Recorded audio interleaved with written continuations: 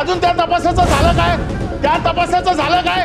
त्या तपासाचं झालं काय? तुमचा मंत्री डान्स बार चालवतो म्हणून त्याच्या संरक्षणाला तुम्ही उभे आहात, मंत्र्याच्या संरक्षणाला या उभे आहेत. आता यांनी महिलांच्या आता तुम्ही महिलांच्या प्रतिष्ठेबद्दल बोलताय आणि त्याच्या संरक्षणासाठी तुम्ही उभे आहात. महिलांच्या प्रतिष्ठेबद्दल बोलताय आणि डान्स बार मंत्री चालवतोय त्याच्या संरक्षणासाठी उभे आहात. हे दुहेरी भूमिका घेतात, हे दुहेरी भूमिका घेतात.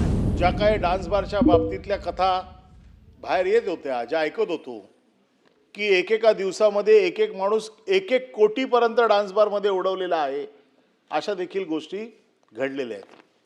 आता ताईंनी जे सांगितलं की अटल सेतू संपल्याच्या नंतर डान्स बारचं एक गाव आहे, म्हणजे कोण गाव त्याचं नाव, की तिकडे तुम्ही गेला की अख्खा गावच त्याचा आहे.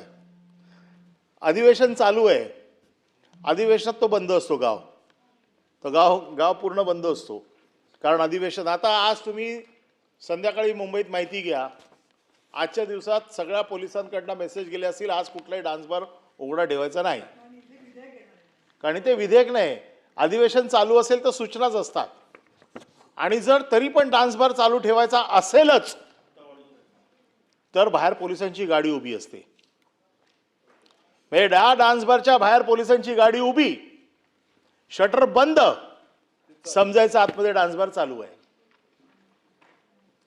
आता ह्या डान्स बारच्या बाबतीमध्ये, कारण आम्ही नेहमी फिरणारे लोक आहे, आम्हाला माहिती आहे मुंबईत कुठे कुठे डान्स बार आहेत, या आजूबाजूच्या परिसरामध्ये म्हणजे MMRD रिजनमध्ये साधारण काय चालतं याचा आम्हाला अंदाज आहे. आणि म्हणून हे बिल आणण्याच्या मागचा उद्देश खरं म्हणजे मुख्यमंत्र्यांनी बऱ्याच वेळेला असं सांगितलेलं आहे की डान्स बार नावाची संकल्पनाच नाही आहे. डान्स बार हा कायदा नाहीच आहे. कायदा काय आहे? परफॉर्मन्स. ज्या परफॉर्मन्सच्या नावाखाली डान्स बार चालतात. आता परफॉर्मन्स कशासाठी? ऑर्केस्ट्रासाठीचं लायसन दिलं जातं. ऑर्केस्ट्रासाठी जे लायसन दिलं जातं त्या ऑर्केस्ट्रासाठीच्या लायसनमध्ये नियम असा आहे की तुम्हाला एक स्टेज असावं लागतं. त्या स्टेजमध्ये 5 पेक्षा जास्त महिला असता कामा नये, आणि तिथून ते गिरायकाचं म्हणजे जो कस्टमर हॉटेलमध्ये जातो त्याच्यामध्ये एक ठराविक अंतर असायला पाहिजे. हा कायदा आहे. डान्स बारचा कायदा कुठलाच नाहीये की तिथे नृत्य तुम्हाला पहिल्यापासूनच करता येत नाही, परंतु परफॉर्मन्सच्या आधारावरती, त्या लायसन्सच्या आधारावरती हे डान्स बार चालतात.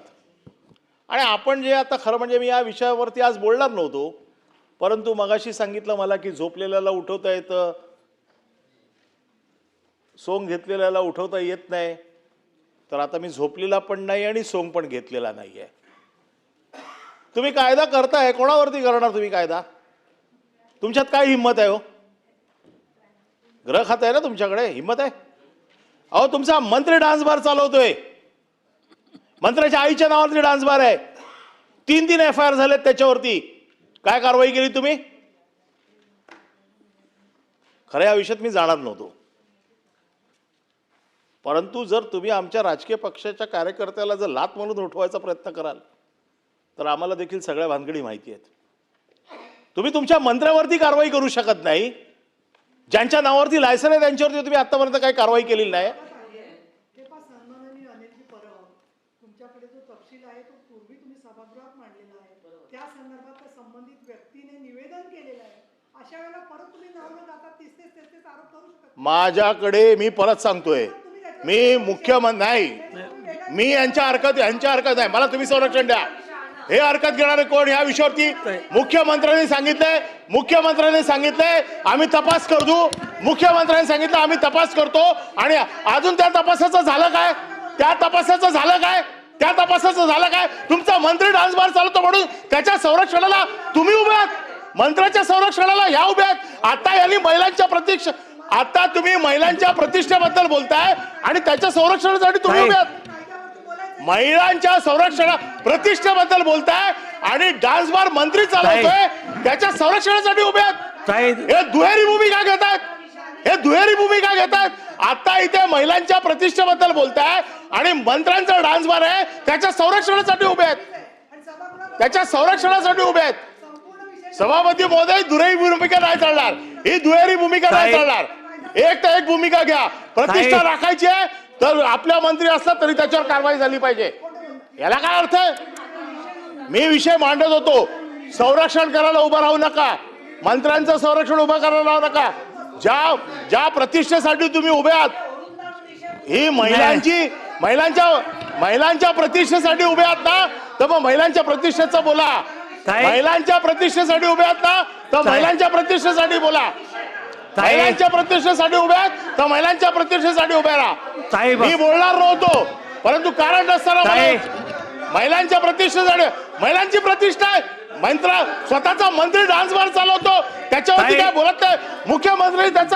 मुख्यमंत्री अहवाल देणार होते, काय झालं त्या अहवालाचं? काय झालं त्या अहवालाचं? तीच रेकॉर्ड म्हणजे काय?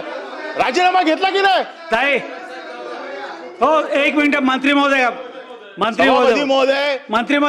मी काही चुकीचं बोललेलो नाही. माननीय सभापती महोदय, माननीय सभापती महोदय, मी अनिल परब साहेबांना विनंती करतो, दानवे साहेब, सर्वांना थोडं शांत सभागृह करून मग आपण काय करू. मला माहिती आहे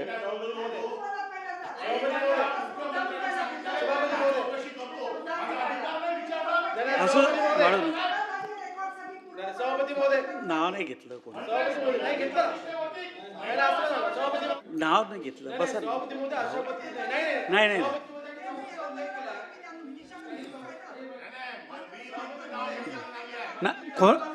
नाही त्यांनी कोणाचंही नाव नाही घेतलं.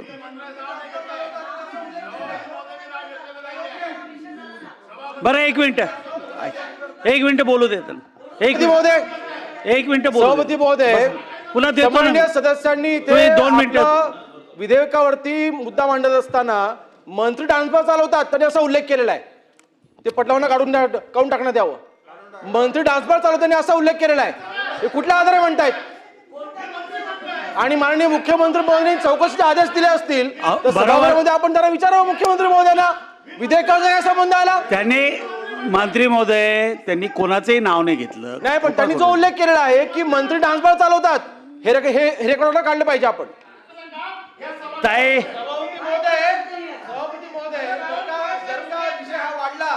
जर का विषय हा वाढला तर मग माजी मुख्यमंत्र्यांच्या घरामध्ये कुठे डान्सबार चालू होते ही देखील माहिती मला द्यावी लागेल. मला ती माहिती द्यावी लागेल. हा विषय वाढू नये. सभापती महोदय, माझे परब साहेब 2 मिनिटं बसा. 2 मिनिटं बसा. सुरू करू? कारण नवीन बेटी नवीन राज्य. तुमचं वक्तव्य मी खाली टीव्हीला ऐकलं ऐकलं, वर आल्यानंतर मंत्री महोदयचं ऐकलं. तेवढा सभापती महोदय, आपण बोला. माझं एवढंच म्हणणं आहे. काढलं ना रेकॉर्डून काढलं. नाही, तपासून बघून काढा. तपासून बघा. माझं म्हणणं असं आहे की मी चुकीचं बोललो असेन तर तुमचा अधिकार आहे ते काढण्याचा. फक्त माझं दुःख काय आहे की हे बिल येतंय, हे महिलांच्या प्रतिष्ठेसाठीचं येतंय असं म्हटलं जातंय आणि समर्थन करायला महिलाच उभ्या राहत आहेत. हे माझं दुःख आहे. अरे कोण काय बोलले, काय स्वतःच्या अंगावर घेत आहे सगळं? एवढ्या महिला बसले तिकडे या सभागृहामध्ये.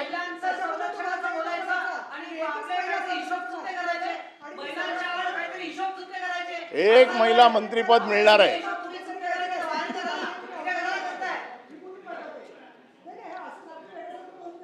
अरे वेड्यासारखं काय? मी काय वेडा आहे काय? हे बघा वेड्यासारखं बोलतायत. काय चाललंय सभागृहात? हे असं काय चालत बोललंय? हे सगळं काढून टाका सभागृहाला. सभापती महोदय बघा ही भाषा बघा. किती यांचा बॅलन्स गेलाय, त्यांचा बॅलन्स किती गेलाय बघा. त्यांचा माईक चालू नव्हता त्यामुळे बॅलन्स किती गेलाय, बॅलन्स गेलाय. याचा बॅलन्स गेलाय. हे बघा, असे आम्ही कोणाच्या धमक्यांना घाबरून काम नाही करत. तुम्ही इकडे असा किंवा तुम्ही तिकडे असा. नाही सभापती महोदय, त्यांचा माईक बंदच होता त्यामुळे तो शब्द रेकॉर्डवर आलेला नाही. आणि अनिल परब साहेब जे म्हणले ते सुद्धा रेकॉर्डवर नाही. फक्त सभागृहात एक तुम्हाला सांगतो.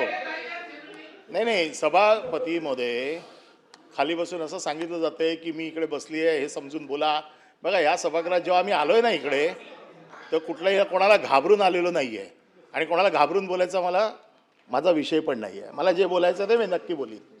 प्रश्न एकच आहे की याच्यावरती कारवाई होणार की नाही. डान्स बार हा विषय असा आहे की माझा विषय असा होता की परफॉर्मन्स लायसन्स आणि परफॉर्मन्स लायसन्सच्या वेळेला आपसात बोलू नका, जरा शांतता ठेवा. माननीय मंत्री शेसाट साहेब, परफॉर्मन्स लायसन्सच्या परिणय बाबतीत फुके समोर बघा माझ्याकडे.